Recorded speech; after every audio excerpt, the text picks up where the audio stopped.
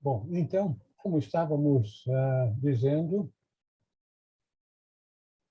os discípulos de Jesus raramente escreviam à medida que iam recebendo os ensinamentos. Naqueles bons tempos, as pessoas não tinham televisão, não tinham rádio, não tinham nem mesmo jornal impresso, as pessoas não viajavam tanto. Então, era uma vida mais seleta, com menos influência externa. Então, as pessoas, em virtude de todas essas situações, como que desenvolviam a capacidade de guardar de memória muito daquilo que ouviam. Então, era possível que muitas dessas pessoas guardassem de memória boa parte dos ensinamentos do mestre e mais tarde ou viessem a registrar diretamente ou mais frequentemente passavam esses ensinamentos para seus discípulos, que depois passavam para outros discípulos e, quando chegava o momento certo, de acordo com a providência divina, esses discípulos acabavam registrando no material disponível pergaminhos, papiros. Então, é provável que o Evangelho de Filipe não foi escrito, registrado por Filipe, mas por algum discípulo alguns séculos depois, 2 a 3 séculos depois de Filipe ter recebido esses ensinamentos e depois passado para os seus discípulos. Bom, agora, o ponto mais importante que eu gostaria de deixar bem claro, enfatizar para vocês. O mestre não estava preocupado em passar informações. O mestre estava, e todos os mestres sempre estão, comprometidos em ajudar os seus discípulos a expandirem a consciência e, nesse processo, crescer e realizar a sua função no mundo. Para isso, os mestres passavam toda uma série de ensinamentos, inclusive de práticas espirituais, visando esse propósito último de despertar e depois acelerar o processo evolutivo de cada um dos seus discípulos, que mais tarde iriam fazer ou tentar fazer a mesma coisa com os seus ouvintes, os seus colegas, os seus discípulos. Então, o ponto primordial sempre era que os seus ouvintes, os seus seguidores, soubessem os fundamentos da vida espiritual, que é aquilo que é passado em todas as tradições. Quem sou eu? O que estou fazendo nesse lugar? De onde vim? Para onde vou? Então, o mestre sempre chamava a atenção de que nós não somos a personalidade, não somos o Raul, a Bia, o Luiz, e assim por diante. Nós usamos esses veículos para expandirmos a nossa consciência e chegar há um momento em que a nossa consciência vai transcender, primeiro, a consciência do que Blavatsky chamava de kama manas, a consciência da mente que está como que entrosada, fortalecendo as nossas emoções, os nossos desejos. É como uma consciência animal, ou melhor ainda, como Blavatsky chama, uma alma animal. Depois, a pessoa continua o seu processo evolutivo e a sua mente vai subindo, expandindo a consciência até chegar a um nível de foco nas informações, no conhecimento. Então, é uma consciência de conhecimento, mas é o conhecimento deste mundo, é o conhecimento que é captado pelos nossos sentidos, nossos 5 sentidos, sintetizados na mente concreta, que é, vamos dizer, contaminada pelas nossas crenças, pelos nossos condicionamentos. Então, as nossas crenças foram recebidas do passado. Então, nós recebemos informações no presente que interpretamos com os fatos, com o que aprendemos no passado. É por isso que todos os instrutores chamam a atenção para libertarmos-nos do passado, viver no presente, no aqui e no agora. Krishnamurti, imagino que todos já ouviram falar nesse grande filósofo, instrutor.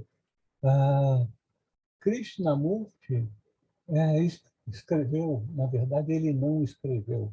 Os livros que são atribuídos a ele eram palestras que ele fazia, que eram registradas, depois eram, vamos dizer, editadas, e aquilo era apresentado como livro dele. Eram registros de suas palestras colocadas em formato de livro. Então, vamos dizer, ele escreveu um livro, Liberte-se do Passado.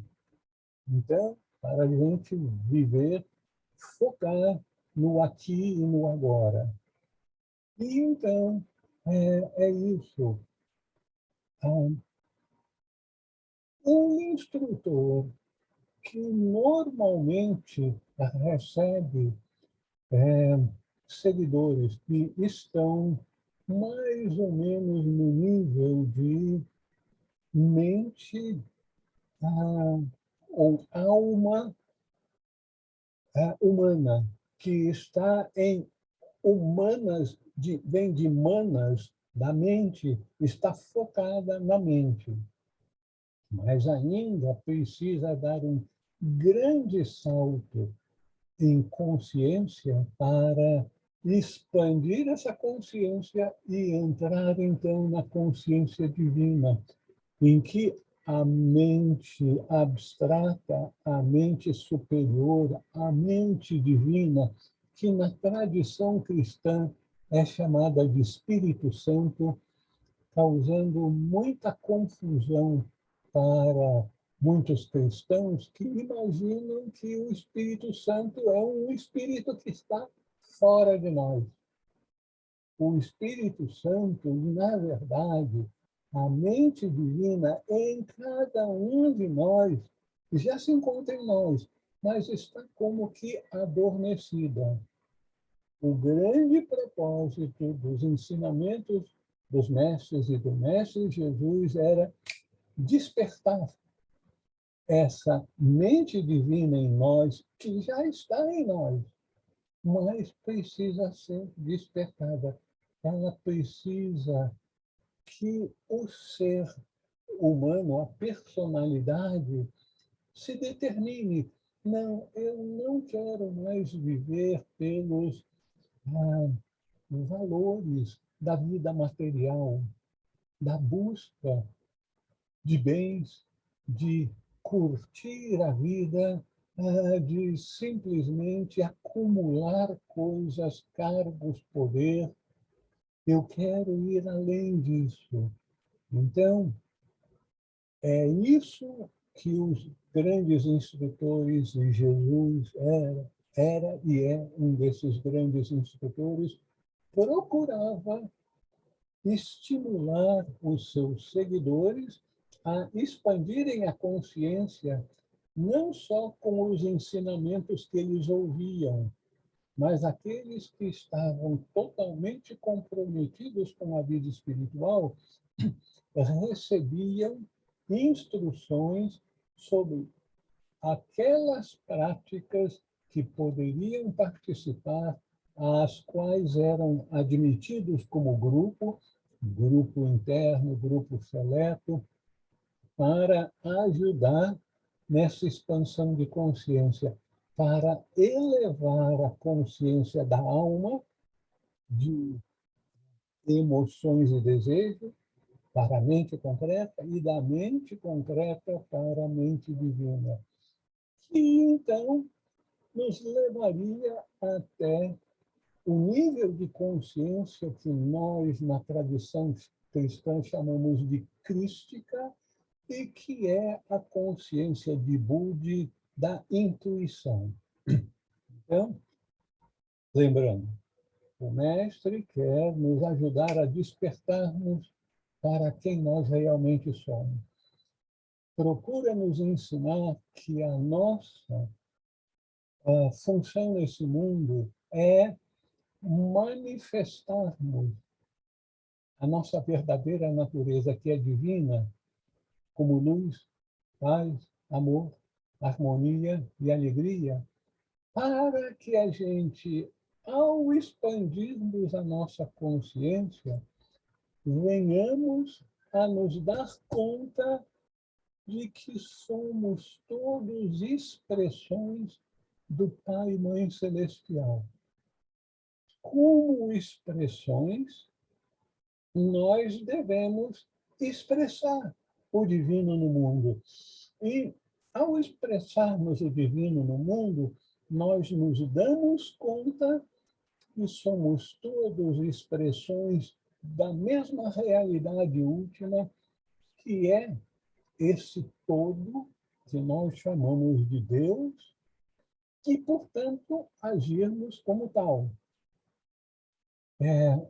Isso é o que é dito que só quando alcançarmos a consciência da unidade, que eu e o Pai somos um, que eu sou uno com todos os seres, é que eu estarei na consciência de quem eu realmente sou. Então, nós agora vamos examinar o nosso texto do Evangelho de Filipe e vamos ver como, de uma forma ou de outra, o nosso instrutor está sempre nos chamando para esses pontos fundamentais. Nós somos espírito e usamos um corpo e uma personalidade. Então, a nossa missão na vida é expressar quem nós realmente somos, ou seja, a nossa consciência crística, expandindo a consciência, e isso nos levando a conhecer a realidade última, que somos todos um. O reino de Deus é expresso, é apresentado por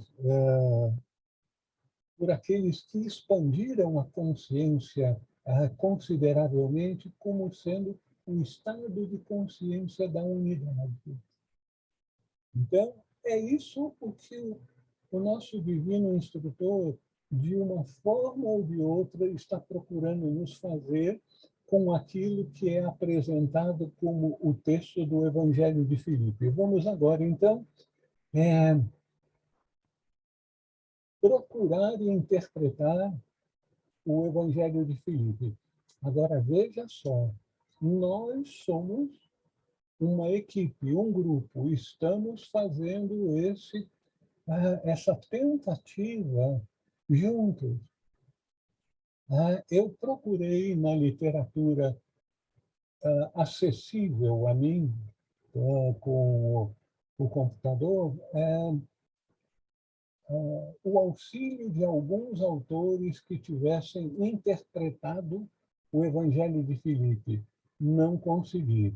Consegui uns poucos textos, mas que eram só discussões das palavras do texto que foram traduzidas, se teria sido escrito originalmente em grego, em aramaico, em siríaco, que é uma extensão do aramaico, e assim por diante. Então, só elucubrações dos estudiosos que não ousavam tentar uma interpretação do texto, pelo menos o que chegou às minhas mãos.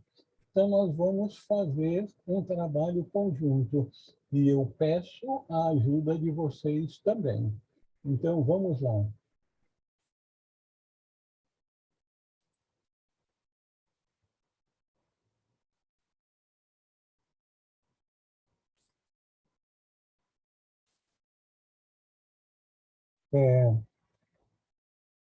Primeira, primeiro logio.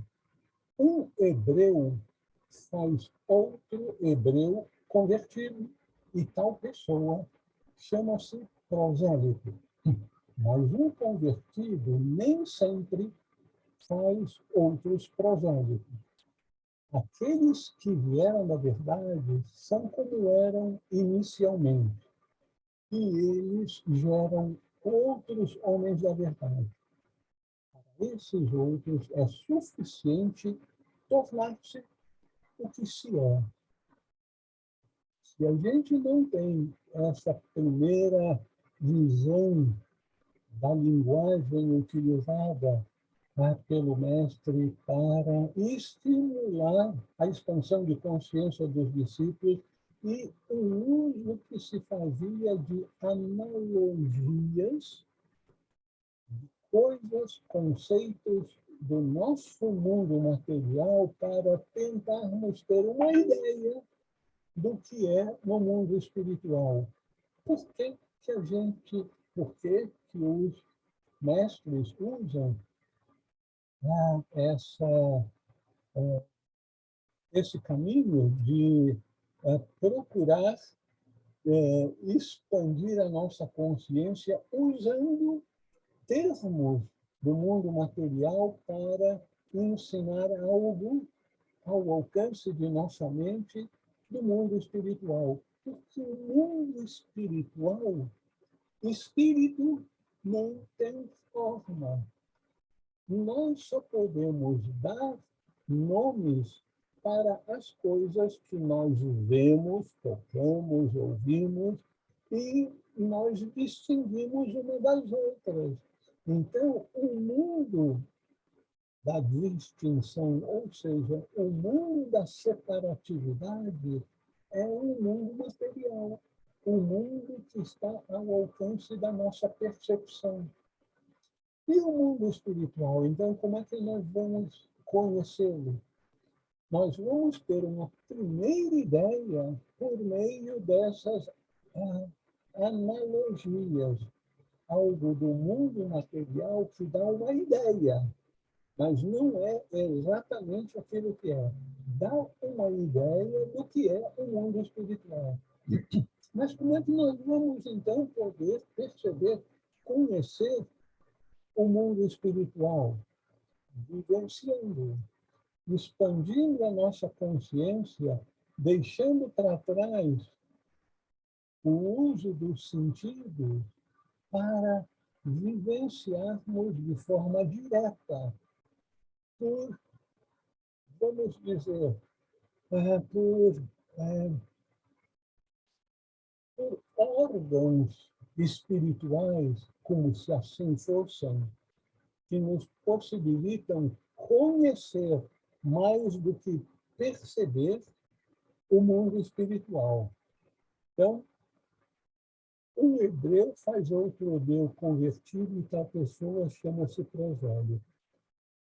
O prosélito é alguém que foi convertido ao judaísmo ou a uma determinada religião vindo de outra religião. Então, essas duas primeiras frases, um hebreu faz outro hebreu convertido, então a pessoa chama-se prosélito, mas um convertido nem sempre faz outros prosélitos, porque isso está focado no mundo material das crenças. Meus irmãos, crenças são inevitáveis na nossa vida, mas nós precisamos fazer profundas avaliações de nossas crenças, porque nossas crenças nos tornam limitados por condicionamento. Então, crenças são limitativas para a nossa expansão de consciência.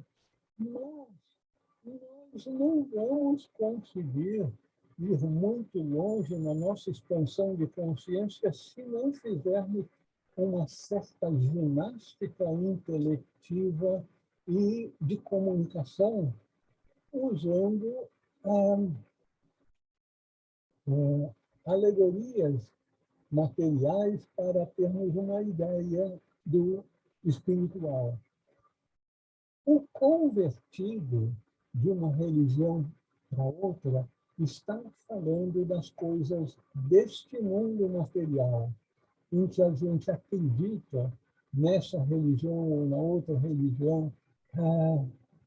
No judaísmo, por exemplo, a grande importância do kosher, aquilo que é purificado, toda uma série de práticas de abluções antes de comer e a maneira de preparar a comida, tudo isso muito útil no tempo em que essas regras da tradição judaica foram estabelecidas para proteger o povo que vivia em áreas com muito pouca água. Então, a importância de purificação era muito grande. Então, um convertido nem sempre faz outros prosélitos, consegue converter os outros porque ele talvez não tenha aquela vibração forte da sua crença, crença que foi estabelecida desde a sua tenra idade. E aí continua, aqueles que vieram da verdade são como eram inicialmente, e eles geram outros homens da verdade. Para esses outros é suficiente tornar-se o que se é. Nossa, a pessoa que não está acostumada com esse linguajar começa a ficar com a respiração opressa. Meu Deus do céu, o que quer dizer isso? Para esses outros homens da verdade é suficiente tornar-se o que se é. Ou seja, nós somos o quê? Nós somos expressões divinas, expressões do todo. O todo que inclui a sua manifestação externa material, mas a essência do todo é espírito, espírito, espírito super refinado, todo abrangente. Então, tornar-se o que se é ter a consciência de que nós somos uma expressão desse espírito que tudo abrange na unidade. Aqueles que vieram da verdade, então, aqueles que todos nós viemos da verdade, mas nós não estamos ainda conscientes de que nós viemos da verdade porque fomos a verdade de seres espirituais. E não é cada um ser um ser espiritual separado. Não. Que o espírito é um. E todos nós somos expressões desse espírito uno, vida una, que nós chamamos de Deus. Então, o convite aqui é voltarmos não aquilo que nós somos. Se nós já somos, nós não precisamos voltar, nós já estamos aqui. Já estamos lá ou estamos aqui, como vocês preferirem. Nós temos que alcançar a consciência de quem nós realmente somos. Expressões do Espírito Uno, que é Deus. Vocês gostariam de acrescentar alguma coisa, me ajudar na tentativa de entendermos mais sobre esse primeiro elogio?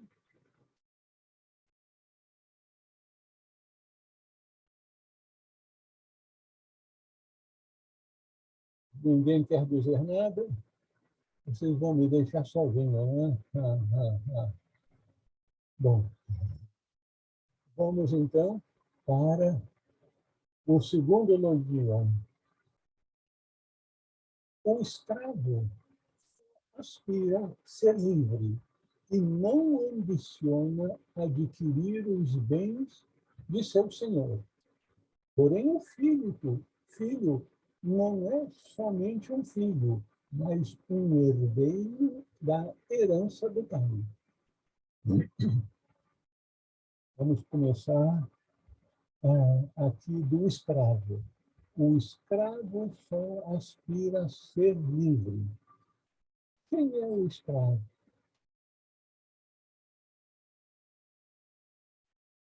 Quem é o escravo?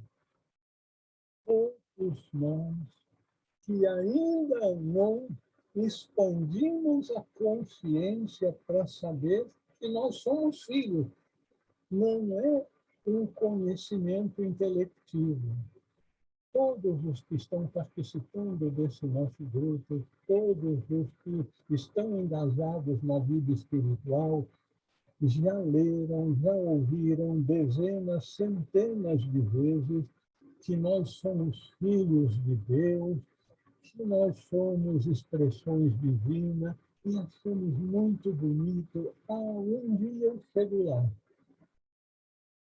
A gente conhece intelectivamente, mas ainda não conhecemos de fato vivencialmente.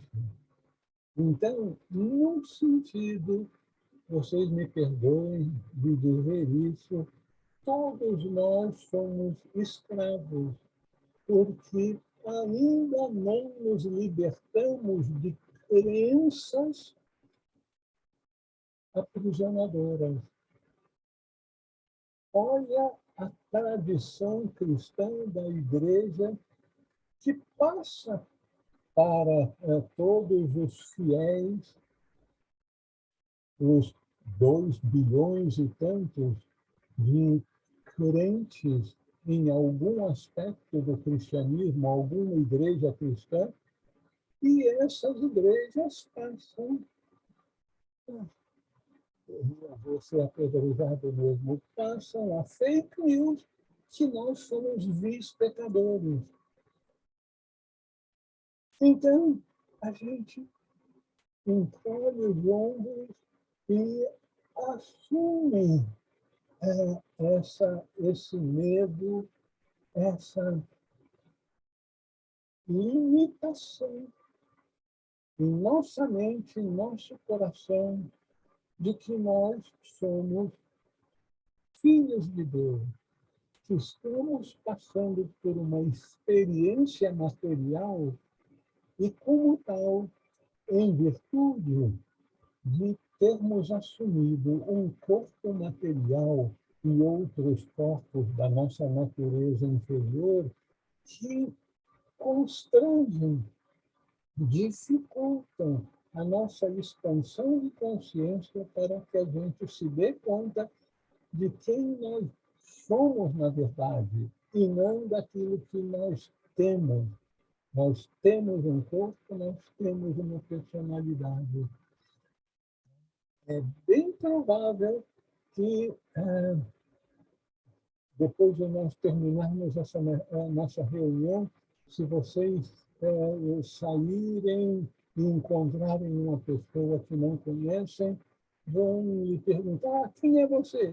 Para dizer: eu sou o Luiz Benvenuti, eu moro lá, eu trabalho acolá, eu não sei. A gente se associa naturalmente com a nossa personalidade. A gente tem muita dificuldade. Eu não sei se eu teria coragem se me perguntassem: quem é você, Raul? Eu sou um filho de Deus. Eu sou uma expressão divina. Isso é apedrejado na hora.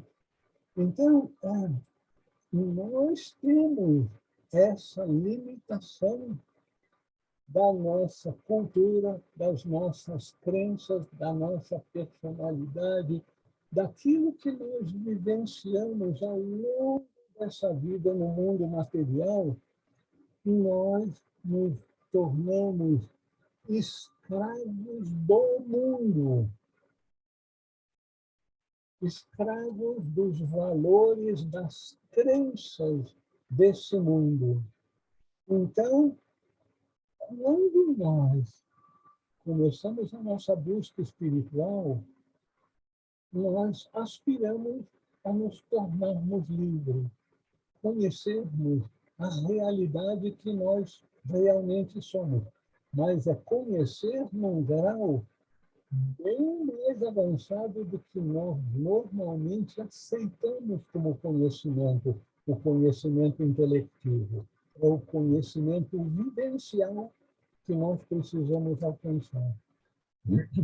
O escravo só aspira a ser livre e não ambiciona adquirir os bens do seu senhor. Aí vamos para a próxima frase, que abasta esse bens do seu senhor. Porém, o filho não é somente um filho, mas um herdeiro da herança do pai. Nós conseguimos expandir a nossa consciência para termos o verdadeiro conhecimento, o conhecimento da verdade, que foi mencionado no elogio anterior, aqueles que são da verdade. Quando nós tivermos essa vivência da verdade, de que nós somos espírito, e como tal nós somos aspectos do Filho de Deus, que é um Filho de Deus que abarca todo mundo, toda a vida humana. Então, como Filho de Deus, nós somos herdeiros da herança do Pai, ou seja, à medida que nós formos expandindo a nossa consciência, nós vamos expandir também o acesso à herança do Pai. Que herança do Pai é essa? Todos os poderes inerentes ao Espírito. A Cristo em nós, esperança de glória. Sermos capazes de nos trasladarmos de um lugar ao outro desse nosso planeta instantaneamente, em consciência, não necessariamente em corpo, mas também quando expandirmos bastante a nossa consciência espiritual, nós poderemos também movermos o nosso corpo de um lugar para o outro do mundo instantaneamente, mas isso vai demandar muito mais expansão de consciência e uso de energia psíquica. Mas vamos, por enquanto, só aspirar a herdarmos a presciência do Filho de Deus, de Cristo em nós, herdarmos a bondade, a amorosidade inerente à natureza de Cristo. Então, isso é perfeitamente lícito e esperado que aqueles que começam a expandir a consciência e se darem conta de que a sua natureza última é de Filho de Deus, eles naturalmente vão começar a experimentar, a vivenciar aquela herança, aqueles poderes que a consciência espiritual superior proporciona, os poderes de Cristo em nós. Vocês gostariam de acrescentar alguma coisa? Meu Deus do céu, eu vou pedir outra vez a ajuda de vocês. Vamos caminhar juntos, eu tenho certeza que vocês têm coisas para acrescentar, para ajudar. Vamos fazer um trabalho conjunto.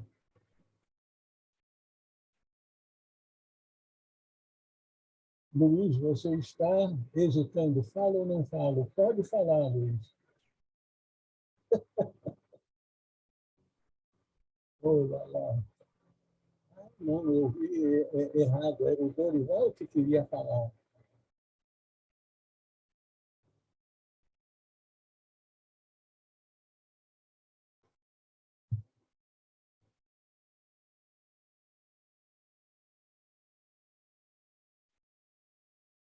Ninguém quer Dorival, comentar? excelente essa abordagem do escravo, né? Muito claro ficou a nossa condição, né? Nesse trecho aí do escravo. Ele dá a impressão que ele está livre, mas está livre aqui na matéria, né? Aí ele não ambiciona os bens. Muito bem, Dorival. Realmente é isso. Nós precisamos de muita coragem para aceitarmos o fato de que nós não somos escravos no sentido da escravatura de tempos anteriores, que tínhamos que trabalhar nas plantações de cana-de-açúcar, servir o dono da casa grande, sua família. Não, não é nesse sentido. Nós somos escravos das nossas emoções, dos nossos desejos, dos nossos condicionamentos. E os nossos condicionamentos foram estabelecidos ao longo da nossa vida em função à fundação dos nossos condicionamentos limitativos que nos tornam escravos do mundo material, são nossas crenças.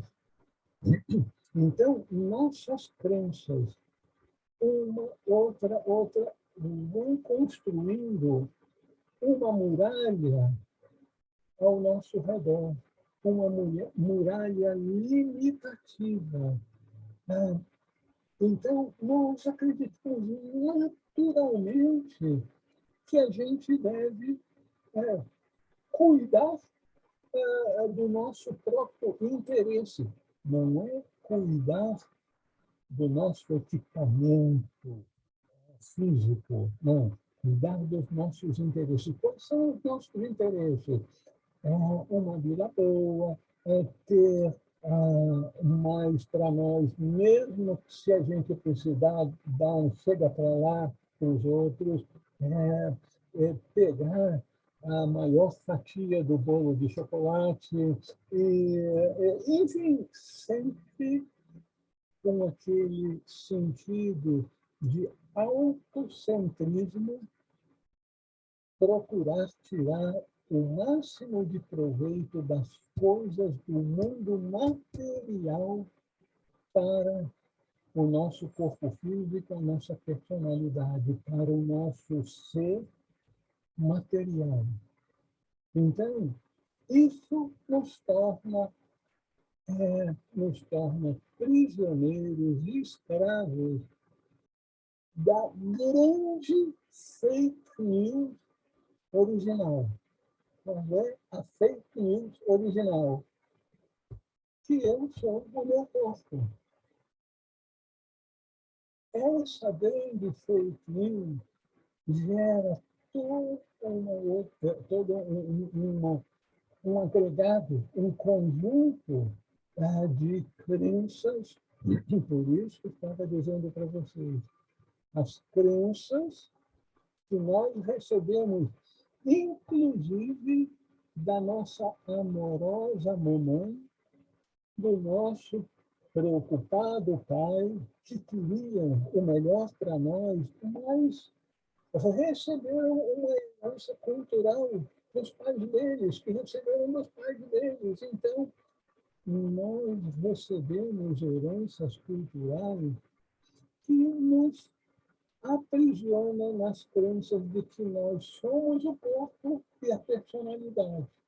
E com isso, vai inerente uma atitude autocentrada, separativa, porque os corpos físicos estão separados, mas a nossa mente faz parte da mente uma.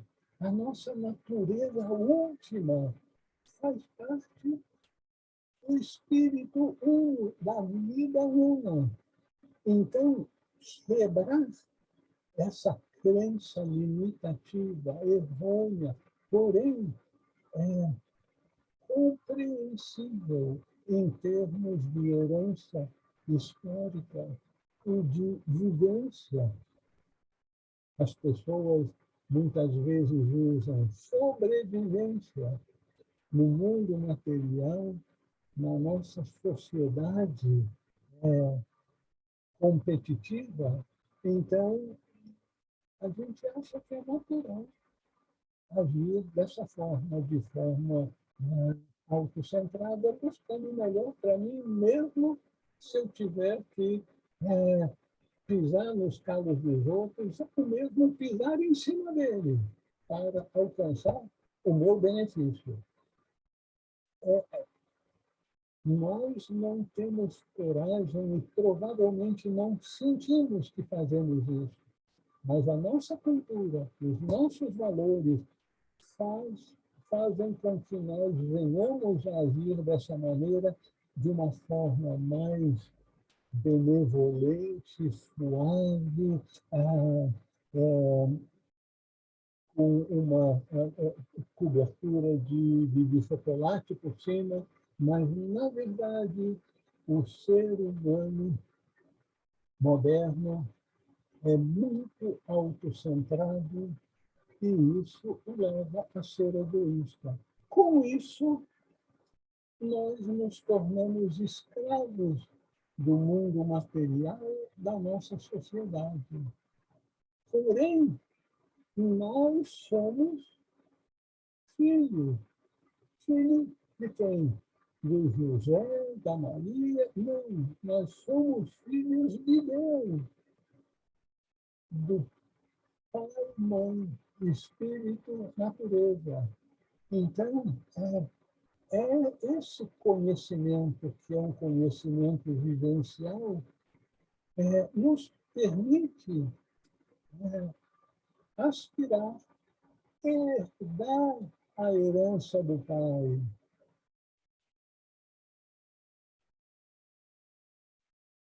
Gostariam de fazer algum comentário? Continuamos, então. Os que herdam dos mortos estão eles mesmos mortos e herdam os mortos. Os que herdam daquilo que é vivo estão vivos e são herdeiros tanto do imperecível como do morto. Os mortos não são herdeiros de nada, pois como pode aquele que está morto herdar? Se aquele que morreu herdasse do que vive, ele não morreria. Aí a gente começa, meu Deus do céu, não faz sentido. Você tem toda a razão, não faz sentido se nós interpretarmos isso nos nossos conceitos usuais. Os mortos. Quem são os mortos no texto? Aqueles que se acreditam ser o corpo. Porque o corpo faz parte de uma matéria que está agora agregada, mas que tem o seu limite de utilidade. Mais cedo ou mais tarde, passam-se os anos, passam-se as décadas, é muito difícil encontrarmos pessoas com um corpo com mais de 100 anos. Então, a vida média atual parece que está em 78 anos de vida. As mulheres vivendo um par de anos mais do que os homens. Mas aí a gente tem um bloqueio de se considerar como morto. Morto no sentido espiritual de nos identificarmos com aquilo que morre. Então, na eternidade, nós já estamos mortos, se nós nos considerarmos como o nosso corpo físico. No entanto, nossa natureza última, Espírito, o Filho de Deus, ele é eterno. Passam-se as décadas, os séculos, os milênios, os milhões de anos, e ele continua vivo. O Espírito é eterno.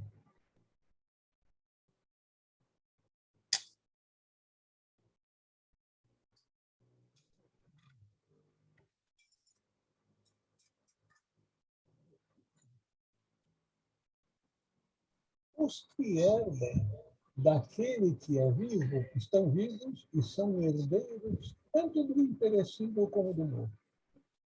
Os que herdam daquele que é vivo, que recebem a herança. Qual é a herança que herdam aqueles que estão vivos? Os que estão vivos são aqueles que têm a consciência de quem realmente são. Espírito. Sendo espírito, o espírito é eterno. Então, nós vamos alcançar a consciência do nosso verdadeiro ser, espírito. Esse herdam o que é vivo e são herdeiros tanto do imperecível como do morto. Eles vão herdar tanto a consciência da sabedoria, da verdade e do imperecível, como também vão se dar conta da consciência que eles têm e os outros têm quando estão limitados pela consciência do seu corpo e de sua personalidade. Por favor. Raul, por favor, eu vou me retirar da reunião porque eu estou me sentindo muito, mas muito mal. Já deu umas 2 corridas lá para o quarto e eu não estou conseguindo um equilíbrio meu, né?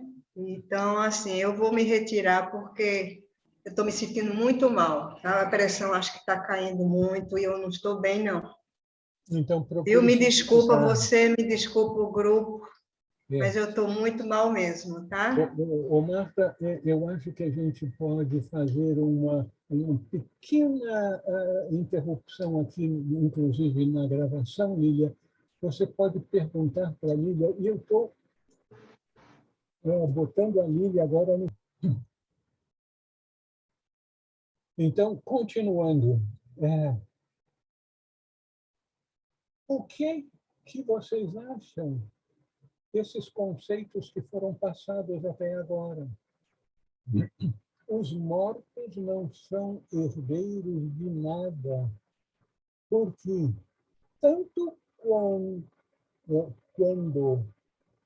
o corpo físico morre, como quando o corpo físico está atuando no mundo, mas com a consciência da separatividade, não serão capazes de herdar aquilo que aqui é dito, não são herdeiros de nada, porque a verdadeira herança é a herança eterna. Vocês vão dizer, meu Deus, existe isso? Existe bens que jamais se gastam nem estragam? Bens não, porque são materiais, mas poderes sim, bons sim. Então, o que aquele que está vivo herda é aquilo que não é perecível e é, portanto, eterno, que são as qualidades, os poderes espirituais. Vocês gostariam de fazer algum comentário?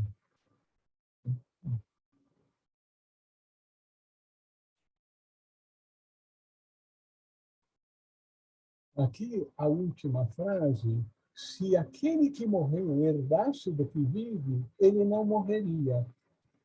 Aqui a gente tem que entender no sentido espiritual. Tudo que é feito do perecível, ou seja, da matéria, portanto, o nosso corpo físico, mesmo Matusalém, que supostamente teria vivido 900 e tantos anos, vai morrer. O corpo físico não importa, mesmo que seja de um mestre de sabedoria, ele tem uma certa limitação ao longo do tempo. Mas não é o corpo físico, não é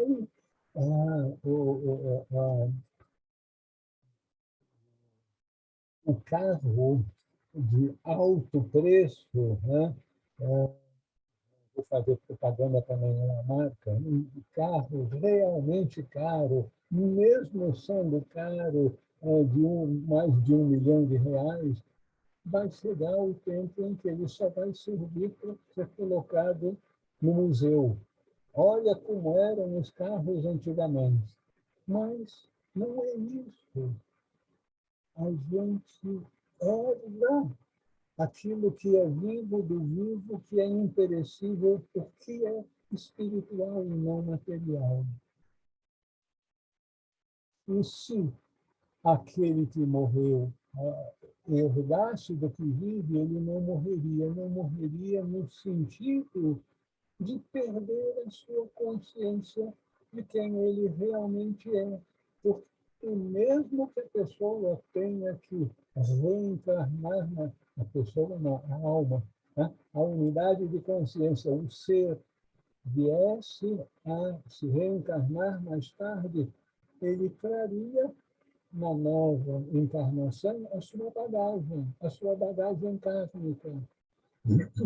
E a bagagem kármica é uma das coisas mais importantes para a nossa vida prática, nossa vida espiritual, que nós devemos procurar aprender a fundo. Karma é tudo. Todos nós recebemos aquilo que nós entregamos para a vida Uno. A gente dá para a vida Uno, dá supostamente para os outros fazem parte da vida Uno, a vida Uno dá de volta para nós. O grande problema para as pessoas se darem conta e serem realmente seguidoras das orientações sobre karma é que o karma raramente é instantâneo. Quando a gente está, por exemplo, pregando um prego na parede para pendurar um quadro, se errou a cabeça do prego e acerta na ponta do dedo, aí é karma, causa e efeito instantâneo. Mas são poucos os exemplos de causa e efeito instantâneo. Geralmente, os efeitos se fazem sentir mais tarde. Pode ser horas depois daquele que comeu demais, pode ser dias depois, meses, anos, décadas, ou até mesmo vidas. Então, muitas e muitas vezes acontecem coisas na nossa vida que a gente diz, sentindo no coração, eu não merecia isso. E ela provavelmente está correta se acrescentar, eu não merecia isso por aquilo que eu me lembro de ter feito ou não ter feito nessa encarnação. Mas nós não nos lembramos das poucas e boas que fizemos em vidas passadas. E podemos estar certos que nós evoluímos e somos hoje melhores que nós fomos uma vida, 10 vidas, 50 vidas atrás. Nós vamos cada vez expandindo a consciência, nos tornando melhores. Então, nos lembrarmos que cada é inexorável, é a grande lei. Tudo é karma, e karma é tudo. Eu aproveito um parênteses para dar uma sugestão assim, de vida prática. A providência divina conspira a nosso favor. Todas as pessoas que entram na nossa vida, seja momentaneamente no elevador, seja parte do nosso grupo de colegas de trabalho, amigos, parentes, cônjuges, filhos, pais, todos esses foram colocados na nossa vida pelos grandes administradores do karma, do mundo, para serem ou nossos instrutores ou nossos instrumentos de karma. Então, sendo instrumentos de karma, eles podem trazer muita coisa de bom para a nossa vida, em virtude das bondades que fizemos no passado, mas podem trazer algumas coisas que a gente diz, mas como é que pode estar fazendo isso? Eu não fiz nada para merecer isso. Você tem razão, você não fez nada para merecer isso há alguns momentos atrás. Mas você não sabe o que você fez em outras vidas.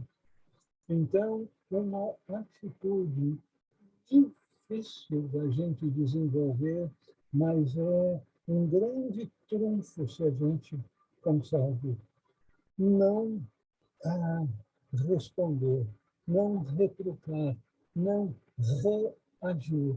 Essa palavra reagir tem a conotação de você responde ao que o outro fez. Se o outro fez uma grosseria, você responde. Não, Oh, meu Deus, como eu tento aprender isso e sei que é difícil. A gente deixa passar as grosserias, as palavras ásperas, as injustiças que nos fazem, porque são injustiças no momento presente. Mas é impossível que a vida uma que Deus, Pai Todo-Poderoso, que tudo sabe, fosse permitir uma injustiça em nossa vida. Então, nós não sofremos injustiça na eternidade. Podemos avaliar injustiças no momento presente. E o que eu tiro de toda essa falação? Não responda a palavras, a situações que vocês não gostam. Lembrando que os instrumentos do karma também geram karma para eles. E para nós, se nós recebermos aquilo que nos é devido em função de um passado distante que a gente não se lembra, e a gente responde com um agradecimento interno, não diga nada, né? Mas internamente, que bom que isso passou. Menos um para pagar depois. Né? Então, se a gente consegue fazer isso, meus irmãos, eu sei que é uma das coisas mais difíceis na nossa vida diária. Não xingar quando alguém pisa no nosso calinho preferido. Então, esse é um grande ensinamento prático para a nossa vida. Então, vamos herdar do vivo e não dos mortos. Gostariam de fazer algum comentário?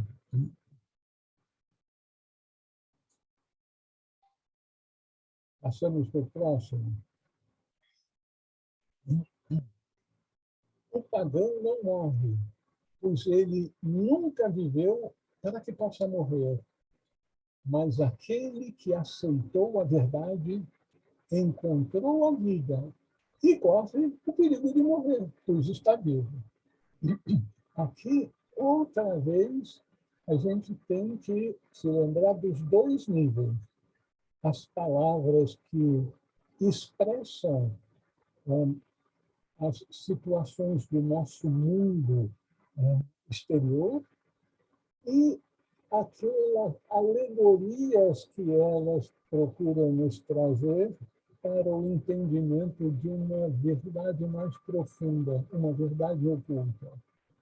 Então, o pagão não morre, no sentido, aquele que não acredita em nada espiritual não precisa ser uma religião, porque as religiões tendem a separar a minha religião da religião do outro, enquanto a espiritualidade tende a unir. Somos todos expressões de espírito, não importa que religião que venhamos a acreditar. Então, aquele que não acredita em nada não morre, pois ele nunca viveu no sentido de ter conhecimento da realidade, a vida verdadeira, a vivência espiritual. Ele nunca viveu para que possa morrer. Mas aquele que aceitou a verdade encontrou a vida. Quem é que aceita a verdade? A verdade de que todos nós somos expressões da vida uma, que é o todo. A vida uma é uma expressão do todo, e a vida uma é aquela que é trazida por aquele ente, aquele conceito que nós chamamos de o Filho de Deus. nós estamos tão condicionados pela nossa tradição cristã, acreditando que Jesus era o único Filho de Deus, o Filho unigênito de Deus. Não é bem assim.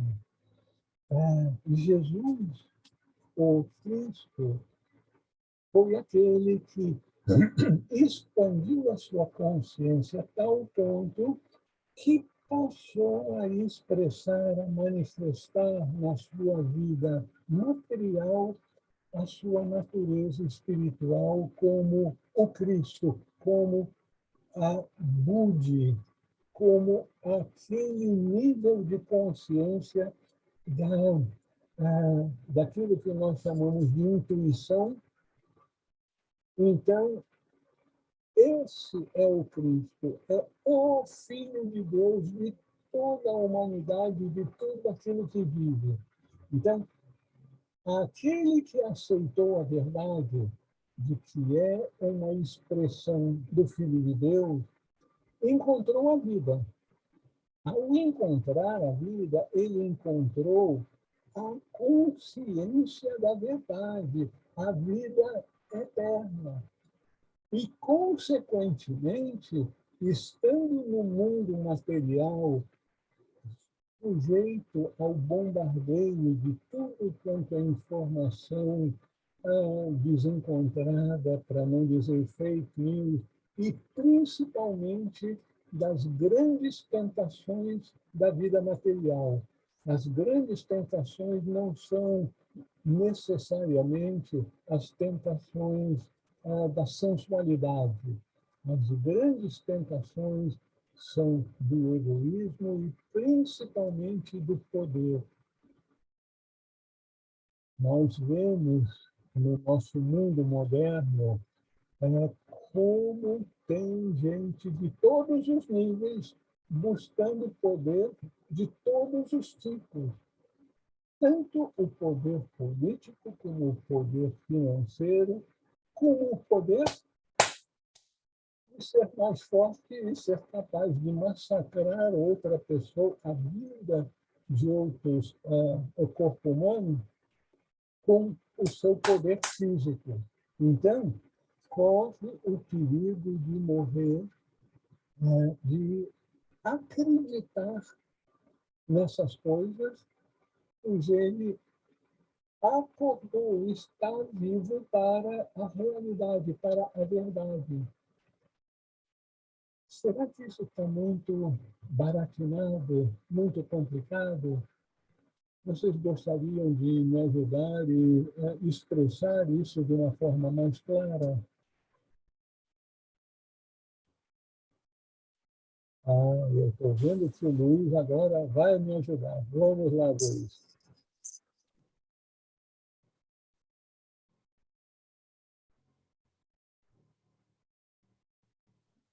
Ô, Raul, eu particularmente estou achando assim, Fala um pouquinho mais alto, Luiz, por favor, perdão. sim, eu não tenho nada para acrescentar, eu estou adorando ouvir e gostaria de continuar ouvindo. Muitos véus estão sendo retirados aqui das minhas vistas, com palavras tão simples, né? Mas assim de uma profundidade enorme. Então, eu vou permanecer em silêncio e continuar te ouvindo, por favor. Empurrou a bola. Raul, Pois não, Adriana. Bem-vinda a ser, Zé. muito obrigada. Eu achei essa frase, mas aquele que aceitou a verdade, encontrou a vida, corre o perigo de morrer. Eu achei isso muito novo, assim, para mim, porque eu achava que aquele que é considerado vivo, ou seja, ele já se purificou, ele já passou por uma série de etapas e agora é chamado de vivo, ou seja, ele se iluminou, na minha opinião, talvez eu esteja errado. Como que ele vai voltar a morrer? Ele ainda passa por essas provas e já depois que ele é considerado vivo? Você entendeu bem, felizmente, que encontrar a vida é sinônimo de verdade, porque a vida, a grande vida que se refere sempre na espiritualidade é a vida una, é a vida eterna. Então, a vida eterna é para todo sempre. Agora, os seres humanos que estão no processo evolutivo, buscando expandir a sua consciência, quando expandem a um nível bastante alto, eles aceitam a verdade. A verdade que são expressões divinas e que somos um com o Pai Celestial e somos todos um. Então, aceitou a verdade. Porém, essas pessoas, mesmo se tiverem uma, duas, três, quatro iniciações do processo iniciático, do processo acelerado de expansão de consciência, de evolução do ser humano, mesmo que tenham tido até 4 iniciações, somente na 5ª iniciação, quando se torna um mestre de sabedoria, é que ele não tem mais o perigo de escorregar e se deixar levar pelas tentações do mundo material.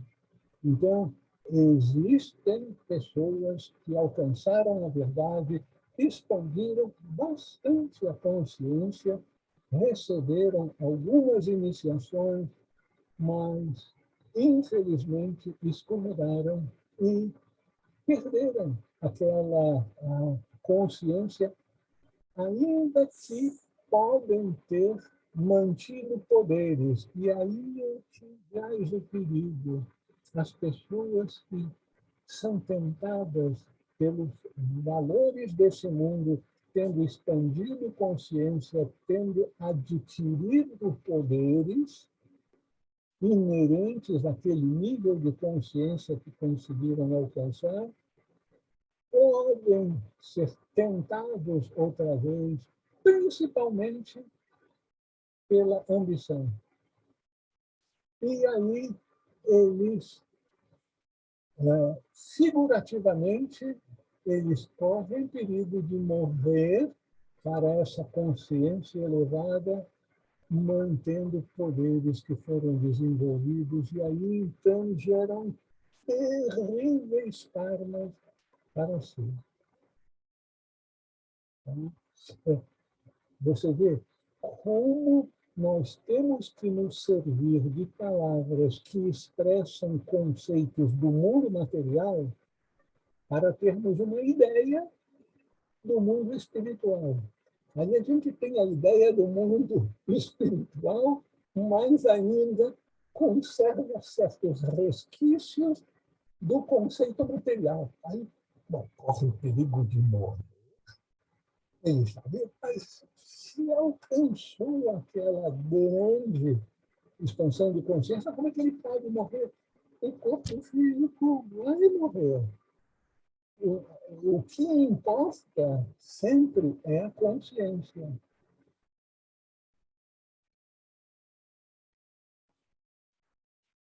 Muito bem, muito obrigado, Adriana. Obrigada. Bom, nós temos uns minutinhos aqui.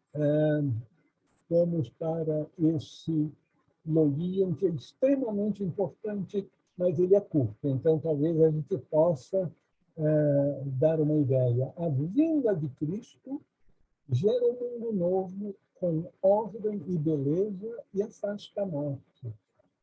Aí você vai dizer, nós vamos ser tentados a pensar, sim, quando Jesus Cristo veio ao mundo, ele gerou um mundo novo. Não é isso o que está sendo passado para nós. A vinda de Cristo na nossa consciência gera um mundo novo. com ordem e beleza e afasta a morte para todos aqueles que conseguem receber Cristo. E receber Cristo não significa de ser batizado e dizer tantas coisas, eu aceito Cristo, não tem nada desses rituais externos. Está se referindo à vinda de Cristo em nossa consciência. Significa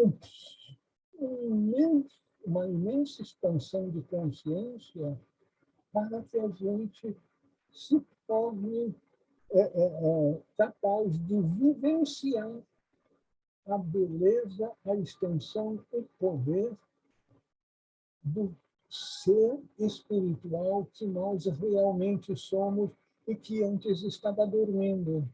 Agora ele despertou. A vinda de Cristo em minha consciência gera um mundo novo, com ordem e beleza, e afasta a morte da nossa consciência. Afasta, mas não impede inteiramente, porque o ser humano, até que ele alcance o topo da montanha, vamos dizer assim, se torne um mestre de sabedoria, ele está sujeito a escorregar. Ele ainda está subindo a montanha, e a montanha é escorregadia.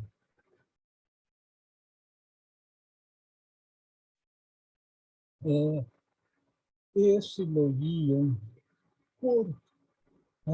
que parece ser assim tão simples, está falando de uma coisa que é muito importante para cada um de nós.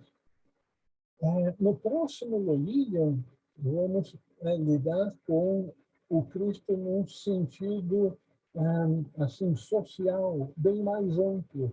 Mas aqui está falando a vinda de Cristo na consciência de cada ser humano, que gera um mundo novo, com ordem e beleza, e afasta a morte, afasta as atrações e as limitações do mundo material, do mundo do desejo, do mundo da ambição. Vocês gostariam de fazer alguma observação? Alguma pergunta? Temos ainda uns minutinhos à nossa disposição.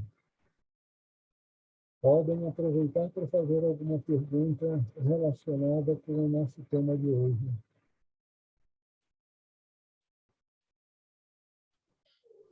Raul, Não, Lídia.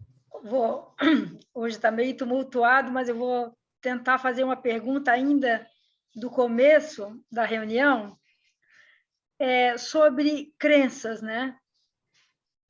Em termos assim práticos, o que a gente pode fazer para começar a se livrar dessas crenças limitantes que a gente tem?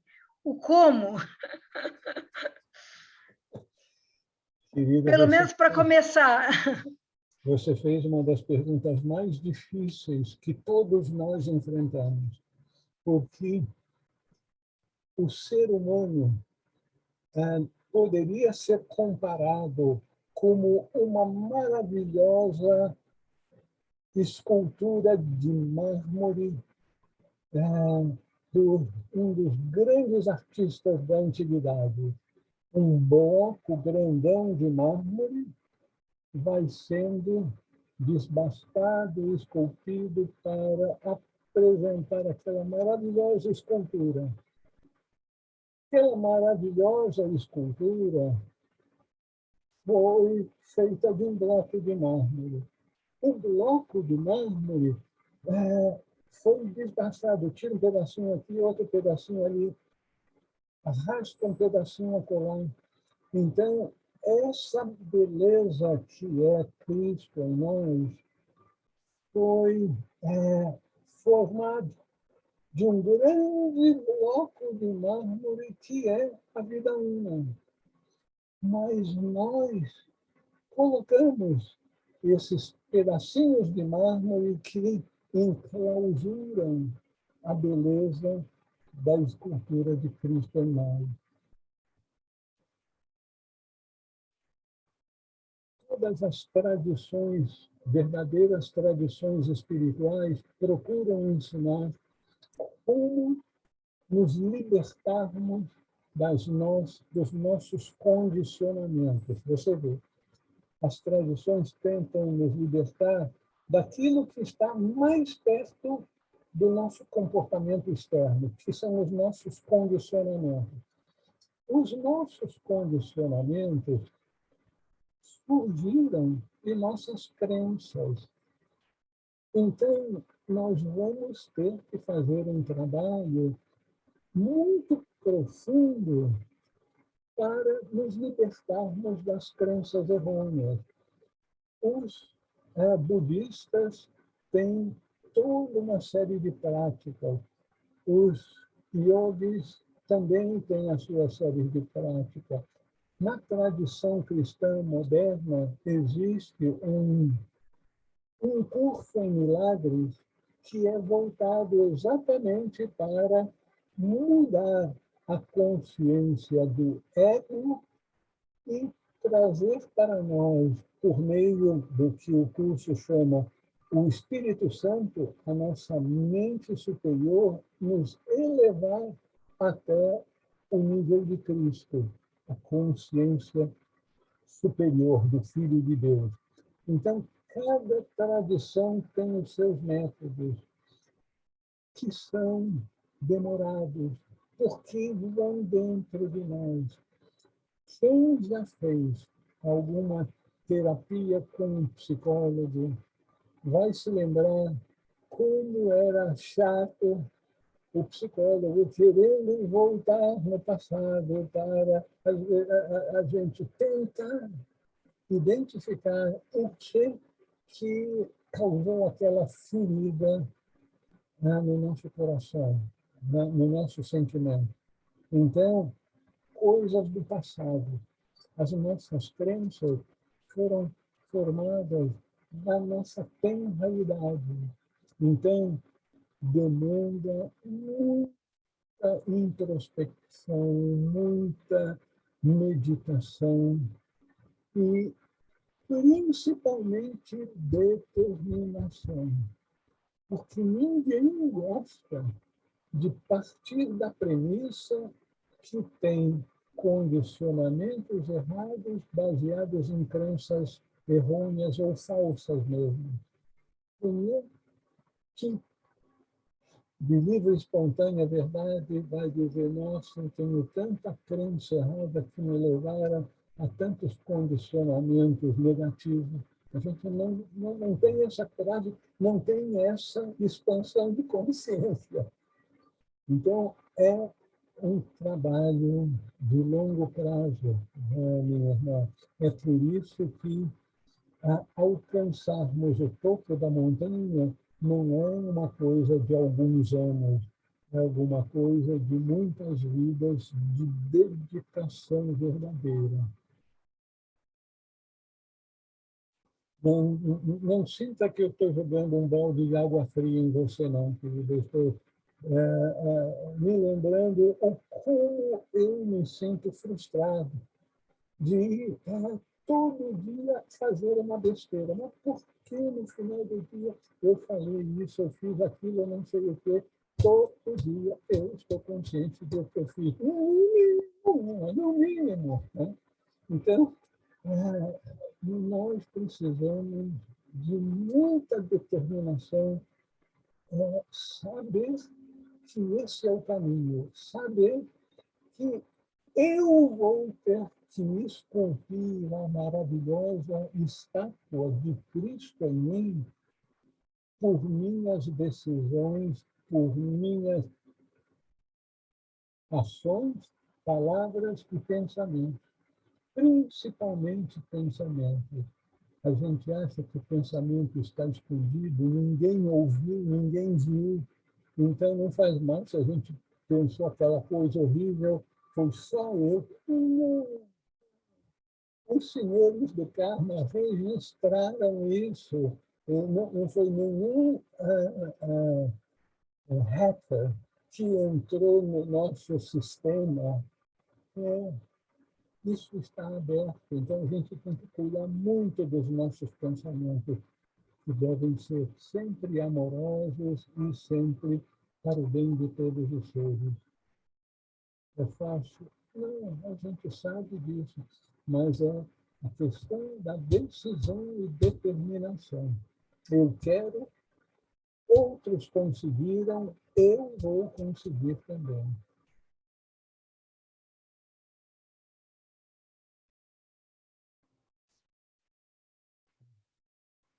Alguém gostaria de dizer mais alguma coisa?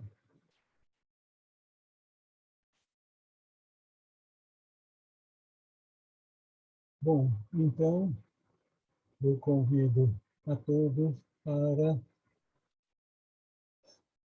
repetirmos. Eu sou uma expressão divina. Minha missão nesse mundo é expressar Cristo em mim como luz, paz, amor, harmonia e alegria. Por isso, agora e por todo sempre, que brilhe a luz, que reine a paz, que o amor envolva todos os seres, trazendo harmonia e a verdadeira alegria para as nossas vidas. Assim seja e assim é.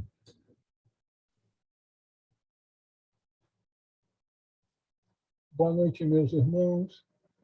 Uma boa semana para todos. Até a semana que Deus quiser. E Ele quer, hein? Se Deus quiser. Bom final de semana a todos. Bom final de semana, Douglas. Obrigado. Tchau, Próxima tchau. semana. Até mais.